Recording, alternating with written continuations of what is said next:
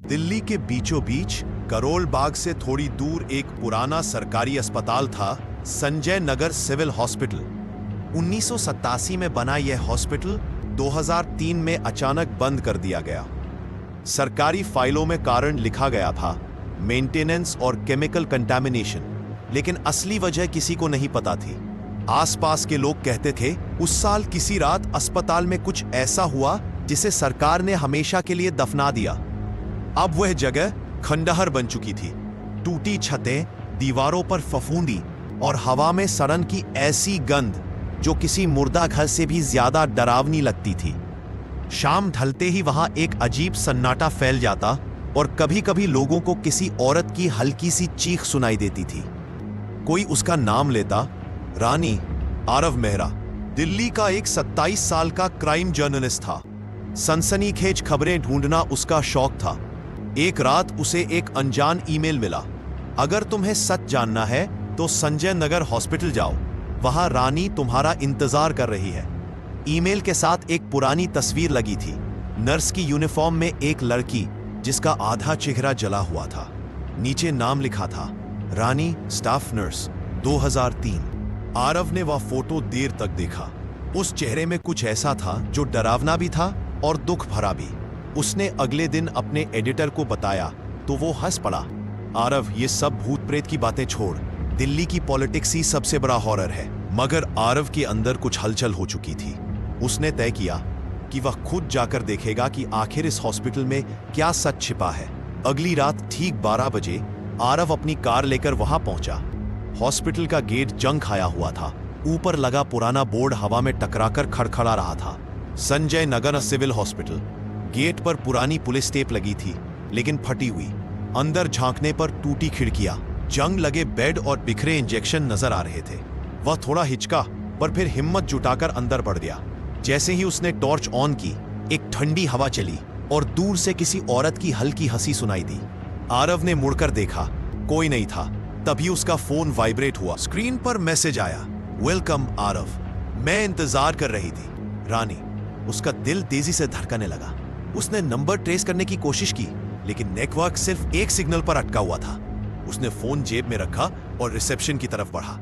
दीवारों पर पुराने पोस्टर चिपके थे, क्लीन हैंड्स सेव लाइव्स, मगर उन पर खून जैसे धब्बे थे। उसने झुककर फर्श देखा। एक पुराना मरीज का टैग पड़ा था। उस पर लिखा था, नेम रानी, एज 24, वार्ड नंबर 13। उसने धीरे से बुदबुदाया, बार 13, और अपनी डायरी में नोट कर लिया। आगे बढ़ने ही वाला था कि अचानक रिसेप्शन की पुरानी घंटी अपने आप बज उठी। ट्रिंग ट्रिंग। उसने डर के मारे कदम रोक दिए। उसकी टॉर्च झिलमिलाने लगी और उसी वक्त उसका फोन फिर से वाइब्रेट हुआ। स्क्रीन पर नया मैसेज था, मत रुक, बार 13 में आओ। अब आरव का हर कदम भारी लग रहा था, लेकिन जिज्ञासा उससे बड़ी थी। सीढ़ियां पार करते हुए वह हॉस्पिटल के बाएं विंग में पहुंचा। वहां दीवारों पर फफूंदी और पानी की बूंदें टपक रही थी। एक पुराना बोर्ड रहा था, वार्ड 9 से 14 लेफ्ट विंग। उसने टॉर्च की रोशनी से रास्ता देखा और धीरे धीरे आगे बढ़ा। वार्ड 13 के दरवाजे पर बड़ा ताला लगा था, लेकिन जैसे ही उसने हाथ लगाया, ताला खुद खुल गया। दरवाजा चरमराता हुआ खुला और एक ठंडी हवा उसके चेहरे से टकराई। अंदर अंधेरा था, सिर्फ एक टूटी खिड़की से हल्की चांदनी कमरे में गिर रही थी। कमरे के बीच में एक जंग लगा अस्पताल का बेड था और उसके पास एक नर्स की टोपी पड़ी थी। उस टोपी पर लिखा था, रानी एस। आरव ने झुककर टोपी उठाई। जैसे ही उसने उसे छुआ, एक चीख जैसी आवाज गूंजी और पूरा कमरा ठंडा पड़ गया। दीवार के शीशे पर अचानक कुछ लिखा दिखाई दिया, तुम्हें नहीं आना चाहिए था।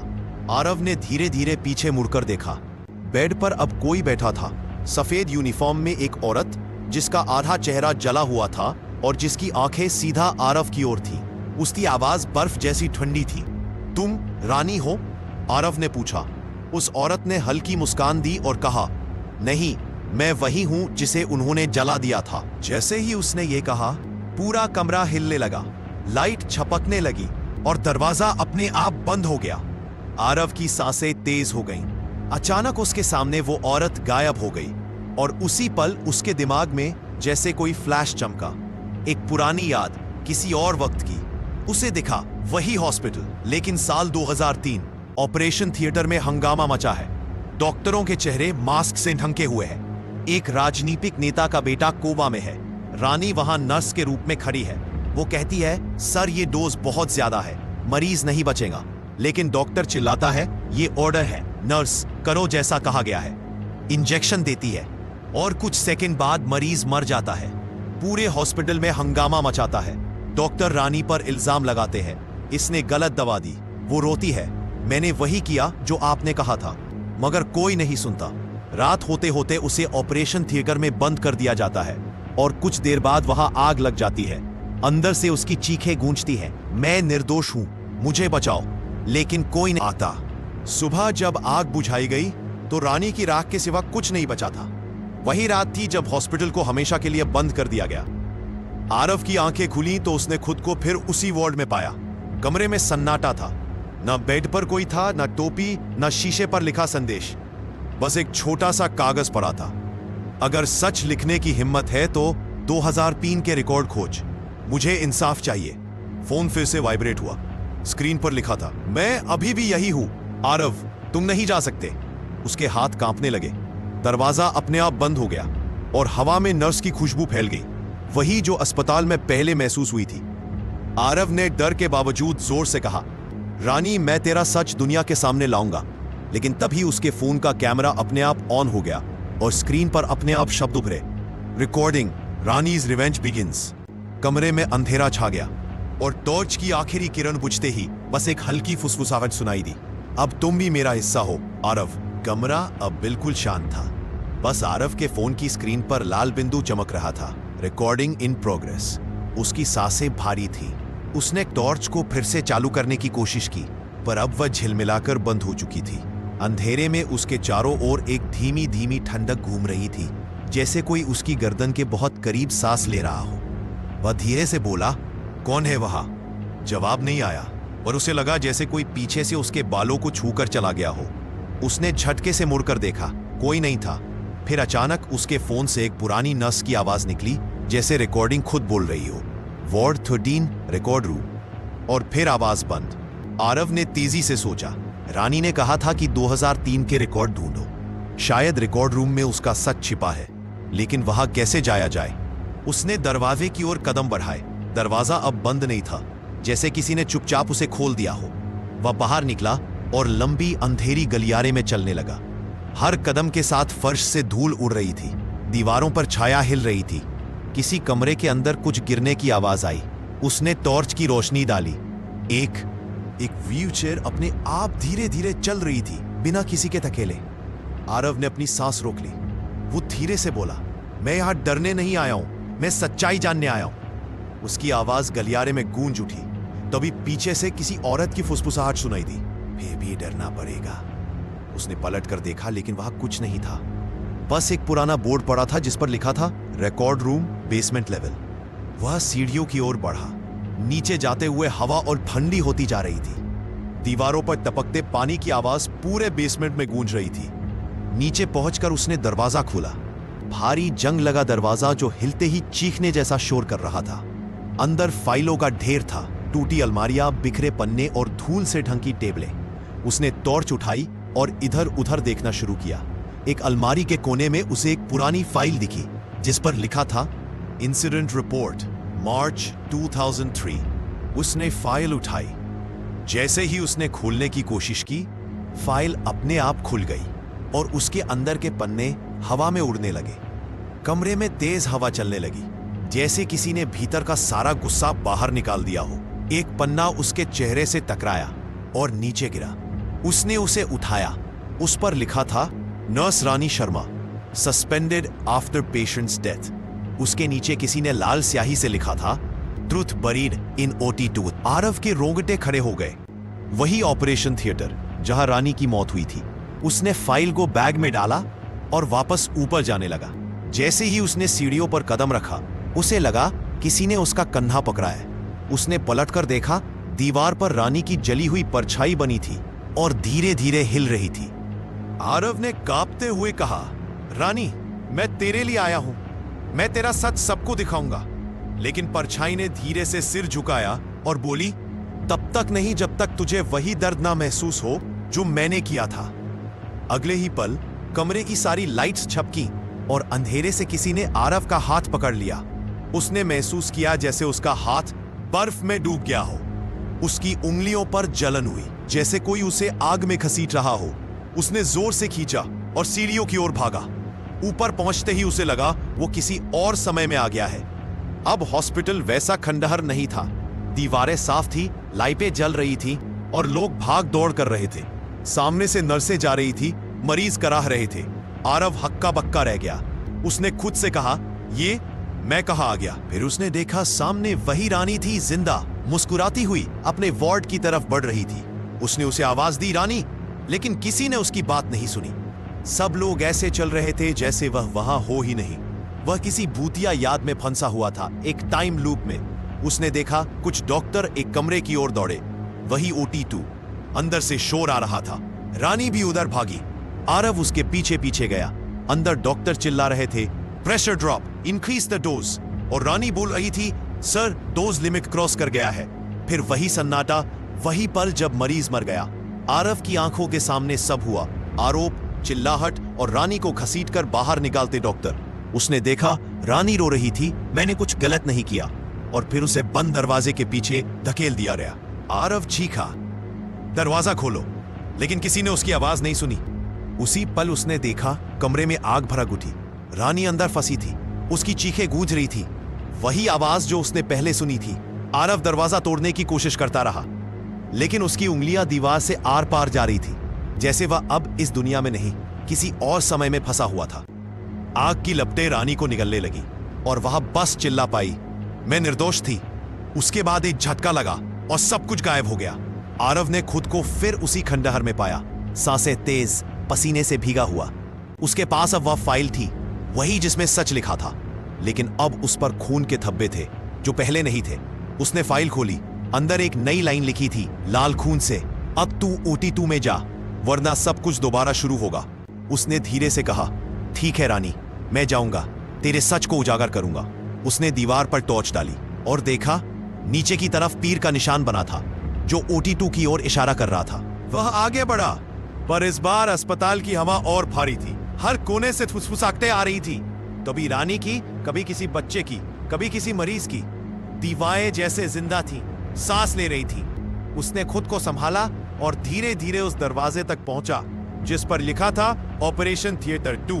दरवाजा बंद था, पर अंदर से किसी के रोने की आवाज आ रही थी। आरव ने दरवाजा धकेला, आवाज बंद हो गई। अब बस उसके दिल की धड़कन थी।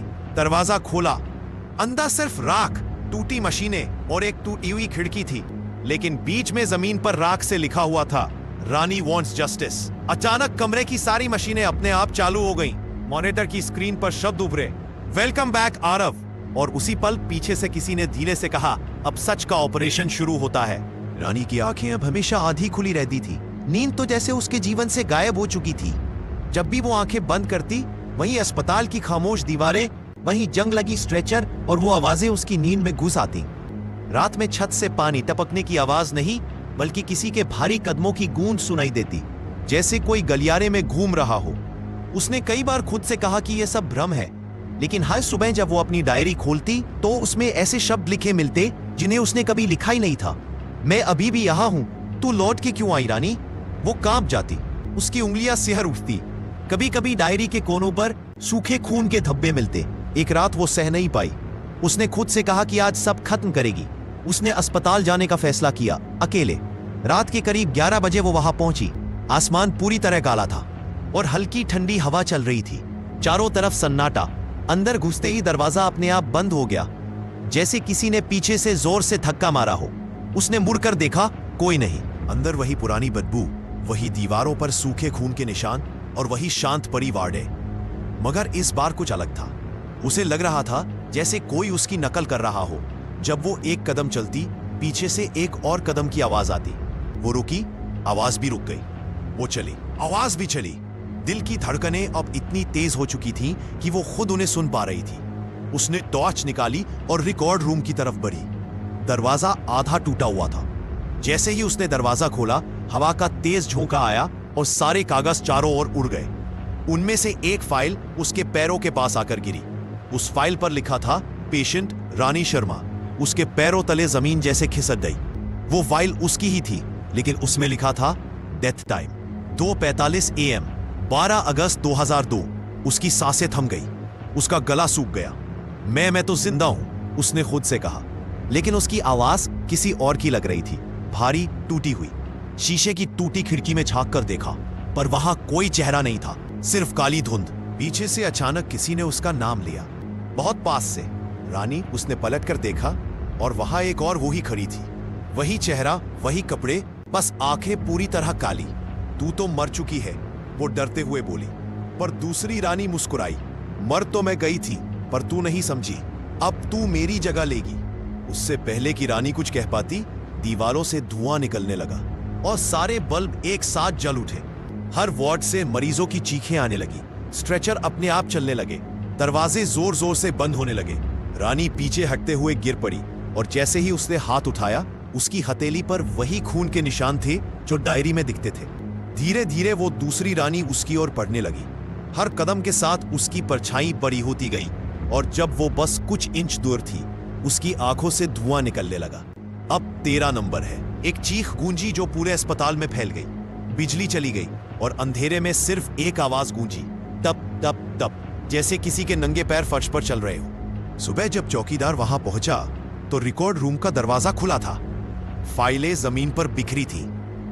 बीच में एक नई फाइल रखी थी, पेशेंट रानी शर्मा, एडमिट 12 अगस्त 2025, कंडीशन क्रिटिकल, और नीचे डॉक्टर के साइन के नीचे लिखा था डॉक्टर रानी शर्मा। अब किसी को नहीं पता चला कि कौन असली थी जो मरी हुई थी या जो अब जिंदा कहलाती थी। रात की हवा अब और तेज थी। संजय नगर हॉस्पिटल की खिड़कियों से चांदनी अंदर छनकर आ रही थी, पर दीवारों की छाया इतनी लंबी और अजीब थी कि आरव का दिल बार बार जोर से धड़क रहा था। उसने सोचा कि अब वो ज्यादा पीछे नहीं हट सकता। पिछले पार्ट में जो उसने देखा था वो सिर्फ एक शुरुआत थी, अब असली खेल शुरू होने वाला था। आरव ने रिकॉर्ड रूम की फाइल संभाली और धीरे धीरे ऑपरेशन थिएटर की तरफ बढ़ा। हर कदम के साथ फर्श पर धूल और पुराने कागज हिल रहे थे और हवा में वही बदबू, वही जली हुई नर्स की खुशबू। उसे लग रहा था जैसे किसी की निगाहें उसे हर मोड़ पर देख रही हैं। वो खुद को सहला रहा था कि डर उसके दिमाग पर हावी न हो, लेकिन उसकी सांसें तेज थीं और हाथ कांप रहे थे। जैसे ही उसने ऑपरेशन थिएटर 2 का दरवाजा खोला, उसे लगा कि पूरे हॉस्पिटल का अंधेरा उसी कमरे में समा गया है। अंदर हवा इतनी ठंडी थी कि उसकी सांसें धुएं की तरह बाहर निकल रही थी। कमरे में मशीनें अपने आप चालू हो गई। मॉनिटर की स्क्रीन पर लाल बिंदी चमक रही थी। अचानक कमरे के बीच एक खाली स्ट्रेचर पर जलते हुए सिगरेट के जैसे लाल धब्बे चमकने लगे। आरव की आंखें फैल गईं। वो धीमे से बोला, यह सब कैसे संभव है? पलटकर उसने देखा, वही रानी, लेकिन अब सिर्फ एक परछाई नहीं थी। उसका चेहरा पूरी तरह जल चुका था और आंखों से काला धुआं निकल रहा था। उसकी हंसी धीमी, खौफनाक और खून जैसी थी। तू सच जानना चाहती है आरव? उसने पूछा। आरव ने कांपते हुए कहा, हाँ, मैं तेरा सच सामने लाऊंगा। मैं जानना चाहता हूं कि आखिर क्या हुआ उस दिन। रानी ने धीरे धीरे कमरे में चारों तरफ कदम रखा। उसके कदम जमीन को छूते ही आवाजें आने लगी, चीखें, कराहें, बच्चों की रोने की आवाजें। वो सब आवाजें एक साथ घुलकर उसकी कानों में गूंजने लगी। आरव का सिर घूमने लगा। फिर रानी ने फाइल उठाई जिसे आरव अभी लेकर आया था। उसने उसे दिखाया। आरव ने पढ़ा, patient Rani Sharma, admission 12 August 2003, operation theatre 2, time 2:45 AM। वो शब्द जैसे हवा में तैरने लगे। कमरे की दीवारें अब धीरे धीरे पिघल रही थी, जैसे जिंदा हों। स्ट्रेचर खुद हिल रही थी, मशीनें बीप कर रही थी, लेकिन कोई मरीज नहीं था। सिर्फ वो रानी थी जो अब गुस्से और दर्द से भरी हुई थी। फिर अचानक कमरे में एक दरवाजे की आवाज गूंजी। कोई अंदर आ रहा था। आरव ने देखा, एक पुराना डॉक्टर जिसकी उम्र अब बहुत बढ़ चुकी थी, पर आंखों में वही ठंडा, निर्दयी नजर था। उसने कहा, तुम यहां क्यों हो लड़की? रानी ने जवाब दिया, तुमने मुझे मारा और अब यह सच सामने आएगा। डॉक्टर ने ठहाका लगाया, तुम मर चुकी हो, अब तुम्हारा कोई अस्तित्व नहीं और तुम मुझे नहीं रोक सकती। रानी की आंखों से अब आग निकल रही थी। उसने धीरे से कहा, तुमने शरीर मारा पर आत्मा को नहीं। उसकी आवाज के साथ कमरे में हवा तेज हो गई। मशीनें बीप कर रही थी। स्ट्रेचर खुद से उठ रही थी। डॉक्टर भागने की कोशिश करने लगा, लेकिन फर्श ने उसे पकड़ लिया। उसकी चीखें अब खो गई, सिर्फ धुआं और जलन रह गई। आरव ने देखा कि रानी अब शांत हो गई। उसकी आंखें अब सिर्फ दर्द और न्याय की खोज में थी। उसने फाइल को उठाया और कहा, मैं तुम्हारा सच दुनिया के सामने लाऊंगा। आरव को याद आया उस रात का। वो अस्पताल के पुराने रिकॉर्ड में पढ़ चुका था कि रानी को गलत दवा देने का आरोप लगाकर ऑपरेशन थिएटर में बंद कर दिया गया था। डॉक्टरों ने उसे आग में फेंक दिया था, लेकिन कैसे वो अब जिंदा थी? रानी ने धीरे से कहा, मैं मरी थी, लेकिन मेरा दर्द बाकी दुनिया ने नहीं जाना। अब मुझे न्याय चाहिए और मैं इसे लेने आई हूं। उसके बोलते ही कमरे में अंधेरा और गहरा हो गया। आरव ने टॉर्च की रोशनी झटकने की कोशिश की, पर अब टॉर्च की रोशनी भी फालतू थी। धुंध से भरा कमरे में रानी की परछाई हर तरफ फैल गई। उसकी हंसी अब ऐसी थी कि कानों में गूंजती और दिल में डर पैदा करती। आरव ने फाइल को अपने सीने से लगाया और हिम्मत जुटाई। उसने कहा, तुम्हारा सच सबको बताऊंगा। मैं तुम्हारी मौत का हिसाब लूंगा। मैं डरूंगा नहीं। रानी कुछ पल रुकी। उसके चेहरे पर गुस्सा और दुख दोनों झलक रहे थे। अचानक उसने हाथ फैलाया। कमरे के चारों ओर सारी फाइलें अपने आप हवा में उछलने लगी। पन्नों पर खून के धब्बे जैसे जीवन पा गए हों। रानी ने धीमे से मुस्कुराया। उसकी परछाई धीरे धीरे हवा में घुल गई। कमरे की लाइट वापस आ गई। मशीनें बंद हो गईं और आरव अकेला रह गया। हाथ में फाइल लिए सांसें थम सी गईं, पर हिम्मत अब उसके अंदर नई तरह की जली हुई थी। उसने सोचा, ये कहानी खत्म नहीं हुई। रानी का न्याय अब मेरी कहानी से शुरू होगा। संजय नगर हॉस्पिटल की रात अब और गहरी थी। खिड़कियों से चांदनी मुश्किल से अंदर झांक रही थी, लेकिन दीवारों की परछाई इतनी लंबी और अजीब थी कि आरव की धड़कनें रुकने जैसी लग रही थी। टॉर्च की रोशनी कमरे में फैल रही थी, लेकिन उसकी किरणें जैसे किसी अदृश्य शक्ति द्वारा रोक दी गई हो। हवा में जली हुई नस की खुशबू और धूल का मिश्रण ऐसा था कि हर सांस लेने पर आरव का सीना भारी हो रहा था। उसने फाइल अपने हाथ में कस ली। वह जानता था कि OT2 में ही रानी का पूरा सच छिपा है। पिछले अनुभव ने उसे डराया था, लेकिन जिज्ञासा और न्याय की भावना उससे बड़ी थी। जैसे ही उसने OT2 का दरवाजा खोला, कमरे की हवा ठंडी और घनी हो गई। मशीनों से अचानक बीप की आवाजें आने लगी। स्ट्रेचर अपने आप हिल रही थी। आरव की आंखों के सामने वही जलती हुई परछाई धीरे धीरे प्रकट हुई। रानी, उसका चेहरा आधा जला हुआ, आंखों में काला धुआं। तुम अब तैयार हो? उसकी आवाज इतनी ठंडी थी कि कानों में गूंज गई। आरव ने कांपते हुए कहा, हाँ, मैं जानना चाहता हूं कि उस रात क्या हुआ। मैं तुम्हारा सच सबके सामने लाऊंगा। रानी ने धीरे से कमरे में कदम रखा। उसके कदम फर्श पर पड़ते ही चीखें, कराहें और बच्चों की रोने की आवाजें आने लगी। सब आवाजें गूंज रही थी, जैसे हॉस्पिटल की दीवारें खुद जीवित हो गई हों। आरव ने फाइल खोलकर पढ़ना शुरू किया। Patient Rani Sharma, admission 12 August 2003, OT2, time 2:45 AM। पन्नों में लाल धब्बे, बिखरे हुए नोट्स और डॉक्टरों के आदेश। उस रात के सारे घटनाक्रम उसके सामने थे। रानी को झूठे आरोपों में फंसाया गया, इंजेक्शन देने को मजबूर किया गया और फिर उसे आग में फेंक दिया गया। तुमने मुझसे यह सब क्यों किया? रानी ने पूछा। उसकी आवाज में दर्द और गुस्सा दोनों था। आरव ने फाइल ऊपर उठाई। तुम्हारा सच मैं उजागर करूंगा। मैं डरूंगा नहीं। रानी ने धीरे से मुस्कुराया। उसकी मुस्कान में अब हल्की राहत और न्याय की झलक थी। लेकिन तभी कमरे में हवा तेज हो गई। मशीनें अपने आप चालू हो गईं। स्ट्रेचर उठने लगी। आरव को लगा जैसे पुराना हॉस्पिटल जिंदा हो गया हो। फिर अचानक पीछे से दरवाजे की चरमराहट हुई। आरव पलटा। एक वृद्ध डॉक्टर, वही जिसने रानी को मारा था, खड़ा था। आंखों में वही ठंडापन। उसने कहा, तुम यहां क्यों हो? लड़की, तुम्हारा कोई अस्तित्व नहीं। रानी की आंखों से आग निकलने लगी। उसने धीरे से कहा, तुमने शरीर मारा पर आत्मा को नहीं। वृद्ध डॉक्टर ने ठहाका लगाया, पर उसी क्षण स्ट्रेचर खुद से उठी और हवा में उछली। कमरे में धुआं फैल गया। डॉक्टर पीछे हटने लगा, लेकिन फर्श ने उसे पकड़ लिया। उसकी चीखें अब खो गई, सिर्फ धुआं और जलन रह गई। आरव ने देखा कि रानी अब शांत थी। उसकी आंखों में सिर्फ न्याय की खोज थी। उसने फाइल को संभाला और कहा, मैं तुम्हारा सच दुनिया के सामने लाऊंगा। रानी धीरे धीरे हवा में घुल गई। कमरे की लाइट वापस आई। मशीनें बंद हो गईं और आरव अकेला रह गया। फाइल अपने हाथ में लिए, पर अब उसके अंदर डर के साथ साथ हिम्मत भी जगी थी। वहीं जैसे ही उसने हॉस्पिटल से बाहर कदम रखा, उसे महसूस हुआ कि उसकी आंखों के सामने हॉस्पिटल और सड़क का फर्क मिट चुका है। पूरा इलाका धुंध और अंधेरे में ढक गया था। कहीं से हल्की हंसी, कहीं से कराह और कहीं से बच्चों की रोने की आवाजें। उसने पीछे मुड़कर देखा। रानी की परछाई अब छत और दीवारों में फैल चुकी थी। अब तुम्हारा हिस्सा भी बन चुका है, वह फुसफुसाई। आरव ने तेजी से अपने कदम बढ़ाए, लेकिन हर दरवाजा, हर गलियारा बदल रहा था। हॉस्पिटल अब सिर्फ एक इमारत नहीं, बल्कि एक जीवित भूत बन गया था। उसे लगा जैसे रानी और हॉस्पिटल दोनों ही उसके चारों ओर घिर गए हों। हवा में अचानक ठंडी चीखें गूंजी। कमरे की दीवारें जैसे जिंदा हों। फर्श हिलने लगा। आरव ने महसूस किया कि वह केवल गवाह नहीं रहा, बल्कि रानी की कहानी का हिस्सा बन गया। वहीं एक पुराना रिकॉर्ड पन्ना हवा में उड़कर उसकी आंखों के सामने आया। रानी का रिवेंज शुरू हो चुका है। जो भी सच जानेगा, वो इस हॉस्पिटल के राज का हिस्सा बनेगा। आरव की धड़कनें अब नियंत्रण से बाहर थीं। उसने फाइल को कसकर पकड़ लिया और धीरे से कहा, मैं डरूंगा नहीं, मैं तुम्हारे न्याय के लिए लड़ूंगा, रानी। और तभी कमरे में बिजली चली गई। सिर्फ लाल बिंदु की रोशनी टिमटिमा रही थी। आरव ने महसूस किया कि उसके चारों ओर परछाइयां घूम रही थीं। उनकी फुसफुसाहटें कानों में गूंज रही थीं। वो धीरे धीरे पीछे हटने लगा, लेकिन पीछे मुड़ते ही उसने देखा, रानी अब उसके सामने खड़ी थी।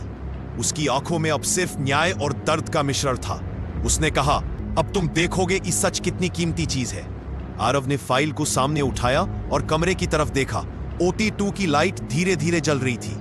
उसे एहसास हुआ कि अब वो केवल गवाह नहीं, बल्कि रानी की आत्मा और हॉस्पिटल के भूतिया सच का हिस्सा बन गया था। और उस पल हॉस्पिटल के सारे शैडोज उसके चारों ओर घूमने लगे, जैसे कह रहे हो, यहां से कोई वापस नहीं जाता। सब सच समझने के बाद भी आरव ने गहरी सांस ली। डर और हिम्मत एक साथ उसके अंदर घुल रहे थे। वह जान गया था, इस कहानी का अंत अब उसकी अपनी हिम्मत और रानी की आत्मा पर निर्भर था। हॉस्पिटल के अंदर की हवा अब घनी और ज्वलंत हो गई थी। आरव की सांसें तेज थी और हाथ कांप रहे थे, लेकिन अब डर के साथ साथ हिम्मत भी उसके अंदर जाग रही थी। OT2 की तरफ बढ़ते हुए उसने देखा कि मशीनें अपने आप चालू हो रही थीं। मॉनिटर की स्क्रीन पर सिर्फ लाल बिंदी टिमटिमा रही थी। वहीं हवा में हल्की हंसी और कराहे गूंज रही थी। रानी की परछाई अब पूरे कमरे में फैल चुकी थी। उसकी आंखों में दर्द और न्याय की झलक थी और आवाज में ठंडापन था। अब सब सच सामने आएगा। आरव ने फाइल उठाई। फाइल में सिर्फ रानी का मामला नहीं था, बल्कि हॉस्पिटल के सारे गुप्त रिकॉर्ड, डॉक्टरों के भ्रष्टाचार, गलत दवा देने के आदेश और मरीजों की मौत के मामले सब थे। उसका दिल जोर से धड़क रहा था। उसे एहसास हुआ कि अब सिर्फ रानी का न्याय नहीं, बल्कि पूरे हॉस्पिटल का सच दुनिया के सामने आना है। अचानक कमरे की दीवारें हिलने लगी। फर्श पर छाया हिल रही थी और धुआं चारों ओर फैल गया। स्ट्रेचर खुद से उठ रही थी।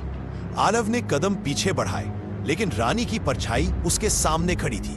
उसने कहा, अब तुम्हें देखना होगा कि सच का मतलब क्या है। जो झूठ करता है उसे भुगतना पड़ता है। तभी पीछे से हॉस्पिटल का पुराना डॉक्टर आया। उसकी आंखें ठंडी थी और हाथ में इंजेक्शन की शीशी थी। उसने कहा, अब तुम कुछ नहीं कर सकते लड़की, ये हॉस्पिटल मेरा है और रानी की आत्मा बस एक भ्रम है। रानी ने धीरे से मुस्कुराया। उसकी परछाई अब आग की तरह फैल गई। उसने कहा, तुमने शरीर मारा पर आत्मा को नहीं, और अब न्याय होगा। जैसे ही उसने यह कहा, कमरे में हवा इतनी तेज हो गई कि डॉक्टर खुद पीछे गिर पड़ा। स्ट्रेचर उड़ते हुए उसके पास जा टकराई और इंजेक्शन उसके हाथ से छूट गया। कमरे में धुआं फैल गया और डॉक्टर की चीखें अब हवा में घुल गईं। आरव ने देखा कि रानी अब पूरी तरह प्रकट हो चुकी थी। उसकी आंखों से आग निकल रही थी और उसके चारों ओर हॉस्पिटल की सारी परछाया एक साथ घूम रही थी। उसने धीरे से कहा, आरव, अब तुम्हें फैसला करना है। तुम सच दिखाओगे या डर कर भाग जाओगे। आरव ने फाइल अपने सीने से कस ली। उसने कहा, मैं डरूंगा नहीं, मैं सबको दिखाऊंगा कि क्या हुआ। रानी, तुम्हारा न्याय मैं करूंगा। रानी ने मुस्कुराया। उसकी मुस्कान में दर्द, न्याय और शांति थी। अचानक कमरे की दीवारें टूट गईं और हवा के साथ पुराने हॉस्पिटल के शैडोज बाहर निकलने लगे। आरव ने देखा कि अब केवल सच ही बचा है। वहीं हॉस्पिटल की बाहरी दुनिया में भी अजीब हलचल हुई। बाहर खड़े लोग देख रहे थे कि हॉस्पिटल की खिड़कियों से लाल रोशनी और धुआं निकल रहा है। कुछ लोगों ने कहा, यह हॉस्पिटल अब सच बोलने लगा है। जो झूठ छिपा रहा था अब उसे दिखाया जाएगा। आरव ने फाइल को बाहर ले जाकर मीडिया और पुलिस के सामने पेश किया। रानी की परछाई धीरे धीरे हवा में घुल गई। उसकी आवाज अब बस कानों में गूंज रही थी। अब न्याय हुआ, मैं शांति में हूं। पूरा हॉस्पिटल अब शांत था। मशीनें बंद हो गईं, स्ट्रेचर जमीन पर पड़ी। आरव ने गहरी सांस ली। उसने महसूस किया कि अब सिर्फ डर नहीं बल्कि हिम्मत और न्याय की भावना उसके अंदर जगी थी। कुछ हफ्तों बाद हॉस्पिटल का पूरा सच दुनिया के सामने आया। भ्रष्ट डॉक्टरों को सजा मिली, रानी का नाम उजागर हुआ और उसकी आत्मा अब शांति में थी। आरव ने फाइल को सुरक्षित रखकर खुद से कहा, कभी कभी डर के बीच ही सच और हिम्मत मिलती है। रानी का न्याय सिर्फ एक शुरुआत थी और उस दिन से संजय नगर हॉस्पिटल सिर्फ एक भूतिया जगह नहीं रही, वह सबक बन गया कि सच्चाई चाहे कितनी भी छुपी हो एक दिन सामने आएगी। संजय नगर हॉस्पिटल की रात अब अपनी चरम सीमा पर थी। ठंडी हवा ने पूरे कमरे को गूंजती चीखों और कराहों से भर दिया था। OT2 का दरवाजा अपने आप खुल गया। अंदर घुसते ही आरव को ऐसा लगा जैसे जमीन उसकी अपनी नाक के नीचे फट रही हो। स्ट्रेचर खुद से उठ रहे थे। मॉनिटर की स्क्रीन पर लाल बिंदु टिमटिमा रहा था और फर्श पर जमी धूल हवा में उड़ रही थी। और फिर उसने देखा, रानी अब सिर्फ परछाई नहीं बल्कि पूरी आत्मा प्रकट हो चुकी थी। आग की तरह लपटें इसके शरीर से उठ रही थी। उसकी आंखों में न्याय और बदले की आग चमक रही थी। उसके कदमों की आवाज जैसे हड्डियों तक कंपकंपी भेज रही थी। तुमने मेरे साथ क्या किया आरव? उसकी आवाज अब सिर्फ कानों में नहीं बल्कि रूह में उतर रही थी। आरव फाइल पकड़कर खड़ा था। उसने कहा, मैं सच सबके सामने लाऊंगा रानी, मैं डरूंगा नहीं। रानी ने ठंडी हवा में हाथ फैलाया।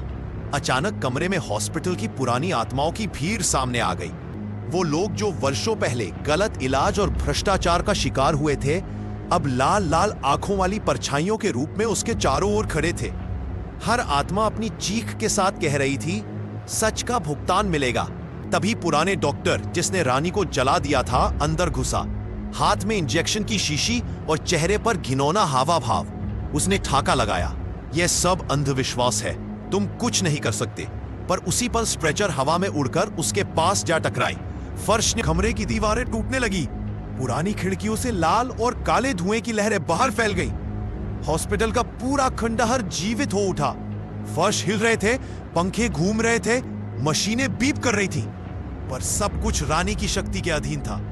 आरव ने गहरी सांस ली। उसने फाइल बाहर मीडिया और पुलिस के सामने पेश कर दी।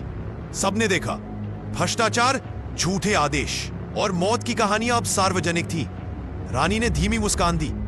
उसकी आग धीरे धीरे शांत हो गई, लेकिन उसकी परछाई अब भी चारों ओर फैली हुई थी। उसकी आवाज कानों में गूंजी, सच हमेशा जीतता है और जो न्याय के योग्य है वह कभी खोता नहीं। फिर हॉस्पिटल एक अंतिम झटका देकर शांत हो गया। मशीनें बंद, स्ट्रेचर जमीन पर और हवा में सिर्फ हल्की फुसफुसाहट बची। अभी बाकी है। आरव बाहर निकला। उसने महसूस किया, डर, रहस्य और न्याय का मिश्रण अब उसके अंदर हमेशा के लिए बस गया था। और जिसने भी उस रात का सामना किया, उसकी रूह अब हमेशा उस हॉस्पिटल की रहस्यमयी हवा में कांपती रहेगी। संजय नगर सिविल हॉस्पिटल अब केवल इमारत नहीं बल्कि सच्चाई और न्याय का प्रतीक बन गया। लेकिन जो रात में वहां गया वो हमेशा सुन सकता है उन फुसफुसाहटों को। क्या तुम सच के लिए तैयार हो?